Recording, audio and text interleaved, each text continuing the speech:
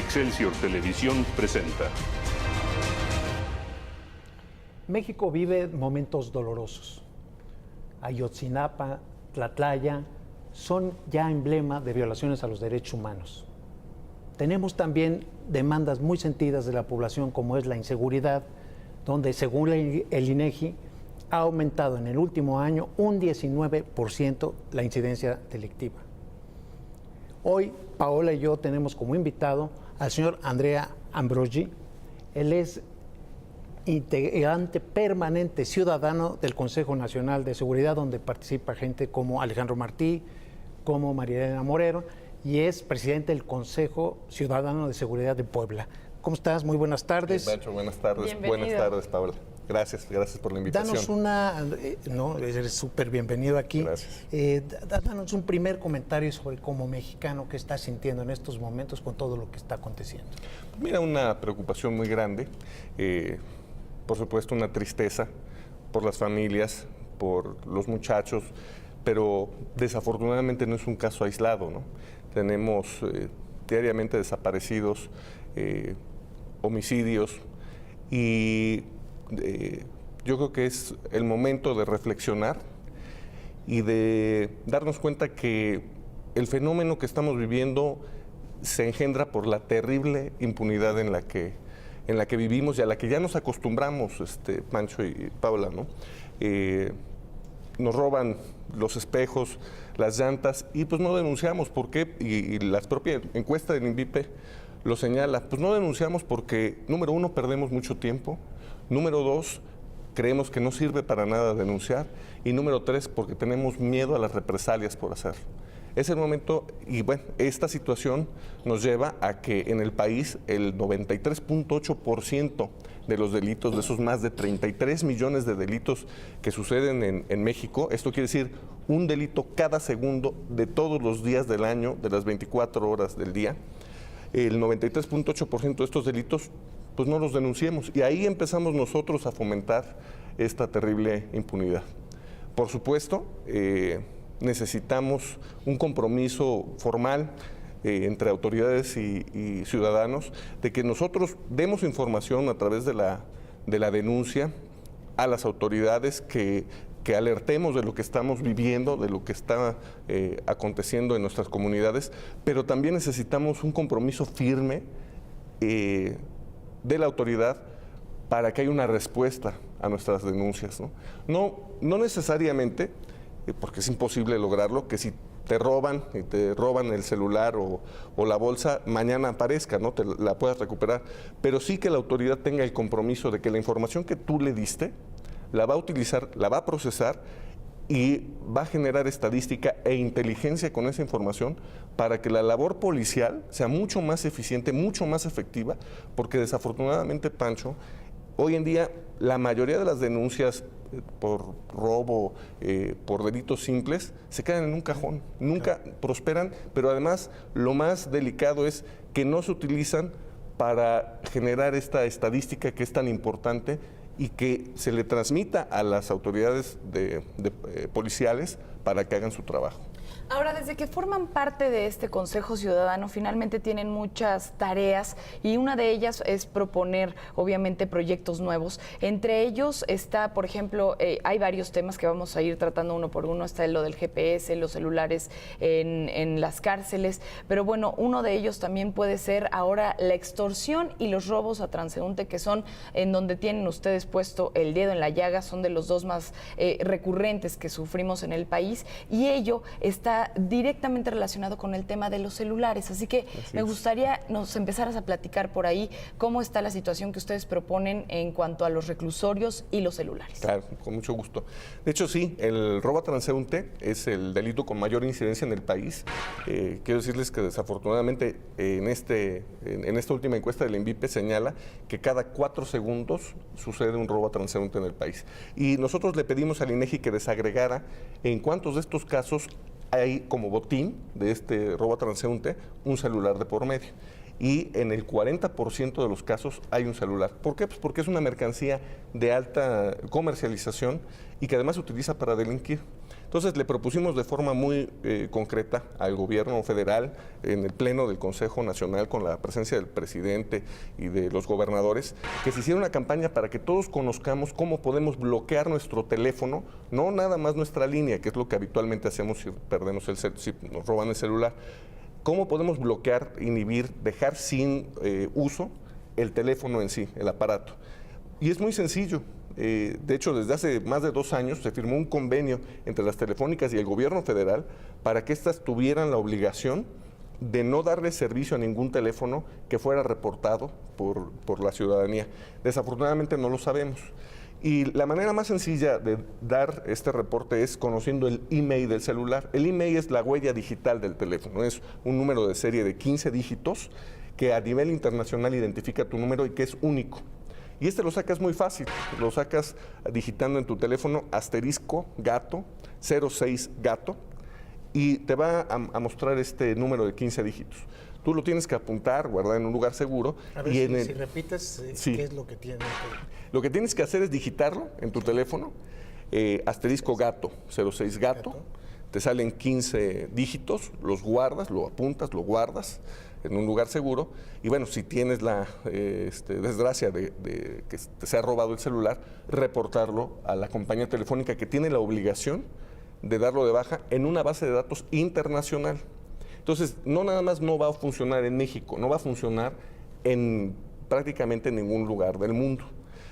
Esto es muy sencillo de hacer, pero desafortunadamente no lo conocemos. Ya hay un compromiso del gobierno federal, se tomó el acuerdo en este Consejo Nacional de que se hiciera una campaña que en próximos días presentará el gobierno de la República para que todos lo conozcamos, hagamos esto, y va a funcionar en 2 vías, por eso lo propusimos.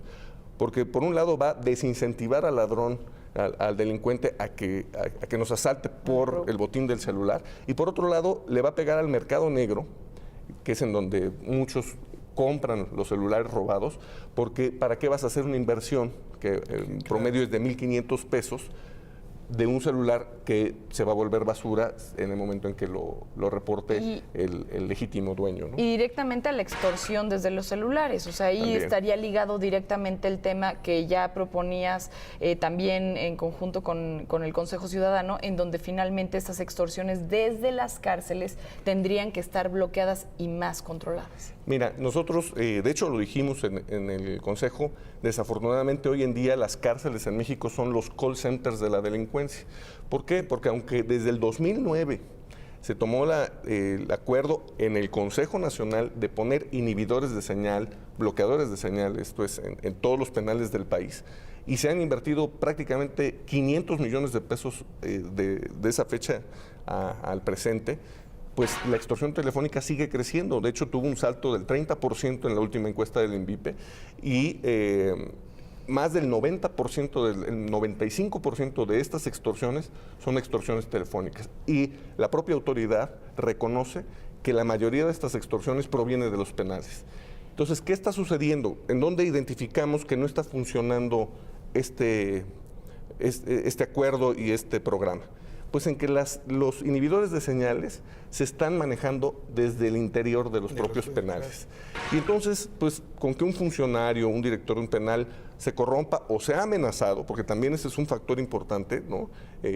Para que no haga funcionar los inhibidores, pues toda esa inversión y todo ese esfuerzo se va a la basura. Concretamente, lo que le propusimos al gobierno federal es que se centralice el manejo de todos los inhibidores de señal y se haga de forma remota.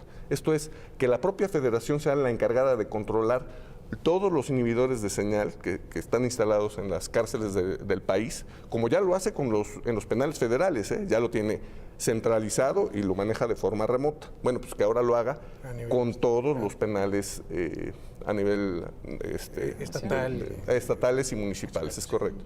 Entonces, nos parece que con eso vamos a dar un gran paso, porque entonces ya no va a haber discrecionalidad en que estén prendidos, apagados. Le vas a quitar un factor de gobernabilidad al propio penal, porque sabemos que es algo de lo que negocian los propios internos, que se apagan el inhibidor en determinadas horas, pues ya no va a tener esa posibilidad la gente del penal y creo que les vas a quitar un problema de encima. De aquel momento en que Alejandro Martí, hace muchos años, en una reunión del Consejo Nacional de Seguridad, dijo, si no pueden, renuncien. Al día de hoy, pues parece que no han podido y no hemos visto muchas denuncias. Tú dices, la impunidad es el motor de la incidencia delictiva, efectivamente, pero ¿qué propicia la impunidad? Porque tenemos el sistema judicial con asignaturas pendientes, policías débiles, gobernantes, como lo vimos en Iguala, muy coludidos con el crimen organizado. Es decir, yo creo que México necesita una cirugía mayor en todo este tema. ¿Tú qué comentario hay aquí al respecto de esto? Pues mira, necesitamos sobre recuperar... todo en el tema de seguridad. Si no pueden, renunciar.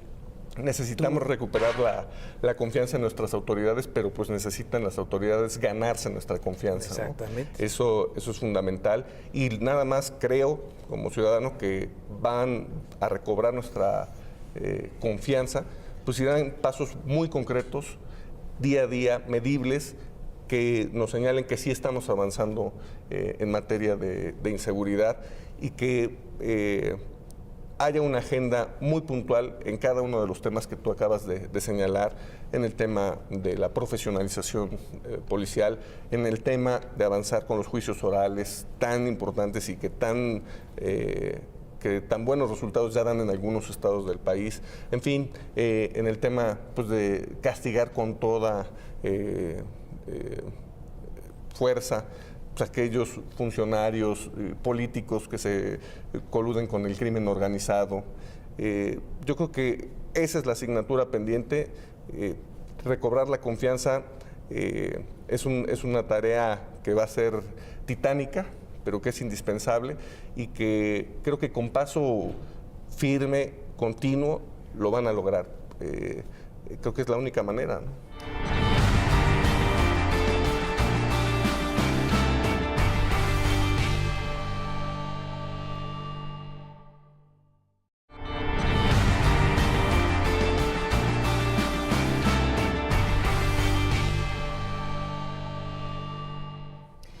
Bueno, directamente ya cuando se habla de confianza en nuestras instituciones, la parte más cercana que nos queda a los ciudadanos finalmente son los policías, ¿no? Es esta autoridad con la que estamos en contacto todo el tiempo y muchos de los puntos que ustedes tocan es cómo operan y parte de ello puede ser desde cuántas horas laboran hasta el famosísimo GPS del cual te hemos escuchado hablar en numerosas ocasiones y sería excelente idea si nos explicas este GPS, cómo funcionaría en las patrullas y por qué. Gracias, Paula. Sí, mira, lo que propusimos, los GPS son los sistemas de posicionamiento satelital que ya tiene cualquier teléfono y que muchas patrullas ya lo tienen en el país. ¿Qué función tienen? Ubicar la patrulla en dónde está, qué está haciendo, ¿no? Entonces, encontramos que necesitamos que ya todas las patrullas del país tengan estos sistemas para tres funciones muy concretas. Número uno, para bajar los tiempos de respuesta a las llamadas de emergencia. En México, el promedio de atención a una llamada de emergencia es de más de 17 minutos, El estándar internacional es abajo de 8 y lo óptimo serían 5 minutos. Hay países que lo logran, ¿no?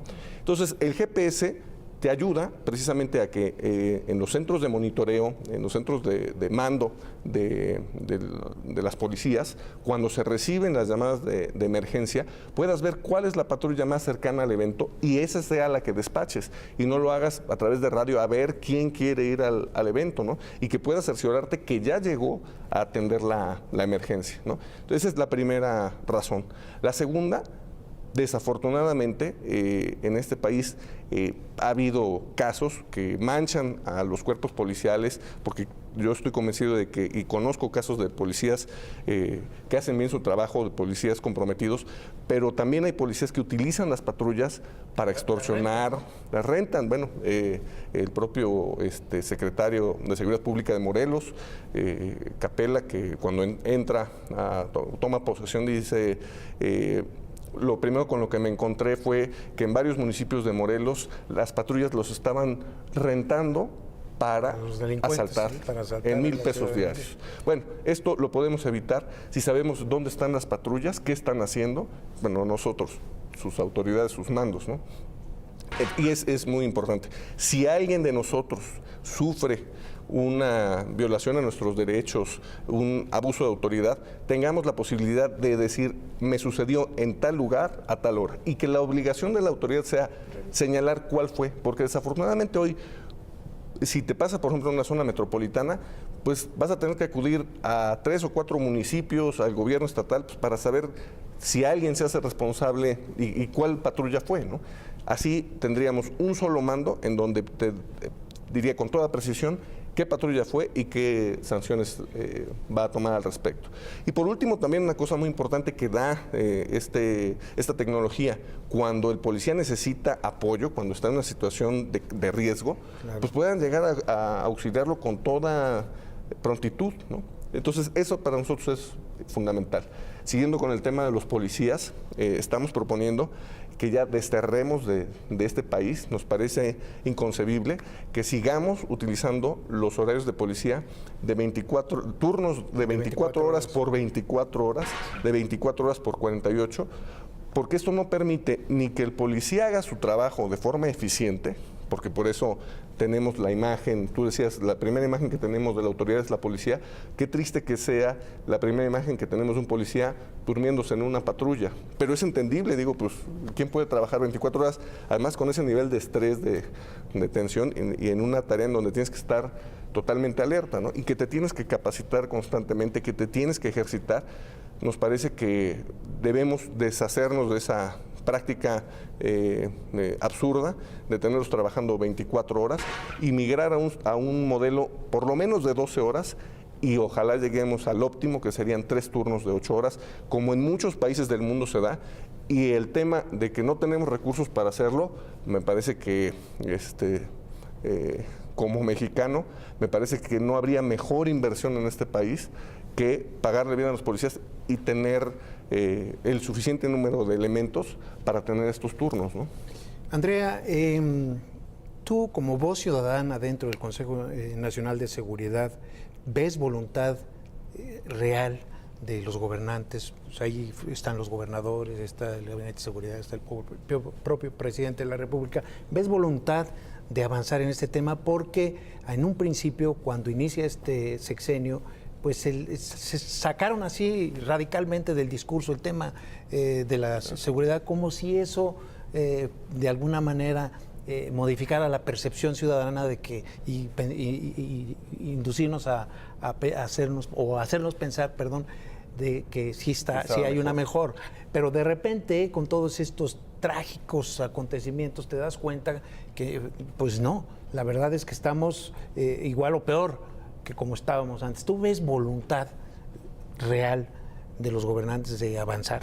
Sí, mira, debo decirte que del presidente, del secretario de Gobernación, de varios gobernadores, incluyendo el gobernador de Puebla, sí veo voluntad, pero necesitamos también compromiso, ¿no? Y en el caso de nuestra labor en el Consejo, lo que estamos pidiendo y que fue mi solicitud desde el primer momento en que nos invitaron a participar, es que se den los mecanismos para que nuestra participación sea institucional, para que no estemos en una situación en donde yo hago las propuestas y tengo que buscar por qué medios las hago transitar, porque no existen los mecanismos, ¿no? Entonces, nuestra primera solicitud, nuestra primera demanda es que se regule, se genere el marco normativo de la participación ciudadana en el Consejo Nacional y en todos los ámbitos. Tienen voz, pero no tienen voto, ¿no? Sí, somos invitados permanentes y yo creo que, bueno, a nosotros probablemente ya no nos toque verlo, pero sí sería indispensable que los próximos consejeros ciudadanos ya tengan un marco en donde puedan presentar propuestas. La invitación que se nos hizo fue para darle seguimiento, para dar seguimiento y evaluar las políticas públicas que genera el propio Consejo.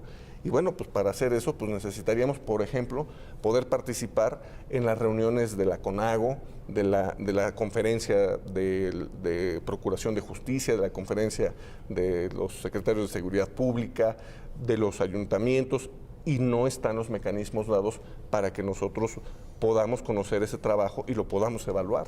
Desde esa postura un poco más crítica hacia la labor de las autoridades, quisiera conocer tu punto de vista. Más, que sea más crítico? No, estamos un poco cuestionando, analizando lo que están haciendo las autoridades. Quisiera preguntarte qué opinas de la labor que se ha hecho de esta Comisión Bicameral de Seguridad Nacional, porque hemos comentado en múltiples ocasiones cómo nos da esta comisionitis de pronto, y ahora también con el tema del pacto de seguridad al que convocó nuestro presidente Enrique Peña Nieto. De pronto los mexicanos decimos, bueno, ¿y si sirven estos pactos o estas comisiones en esta ocasión que ya sirve la bicameral, no?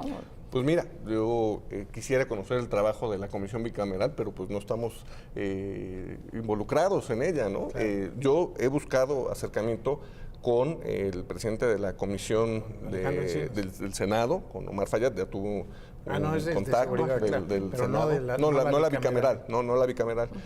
Acaba de haber cambio de la presidencia en la bicameral, y también con el presidente de la Comisión de Seguridad en la Cámara de Diputados, que espero pronto poderme reunir con él, para ver si ellos también ayudan a impulsar las propuestas, ¿no? Porque, por ejemplo, el tema de los horarios policiales, creo que ellos pueden ser factor importante para que esto se ponga a discusión y se pongan plazos. Digo, aquí lo importante es ya poner plazos. No se va a lograr de la noche a la mañana, pero tenemos que reconocer que eso está mal y que necesitamos eliminarlo, ¿no? No, bueno, sin duda. ¿Tú piensas que el andamiaje jurídico pueden hacerse cambios? Por ejemplo, está sugiriendo el tema de los horarios de las policías. ¿Qué otros cambios jurídicos a las leyes podrían servir? Yo soy de la idea que en general las leyes de este país no están mal. Lo que pasa es que no operan, no se cumplen. ¿No? Sí, no tenemos la cultura. Yo no estoy tan seguro de que lo que haga que funcionen las cosas es aumentar las penas. Pues si no hay gente a la que estés castigando, ¿para qué aumentas las penas? Lo único que se necesita es que el que piensa en delinquir tenga el miedo de ser castigado. Que sepan que va a haber una sanción si los agarran.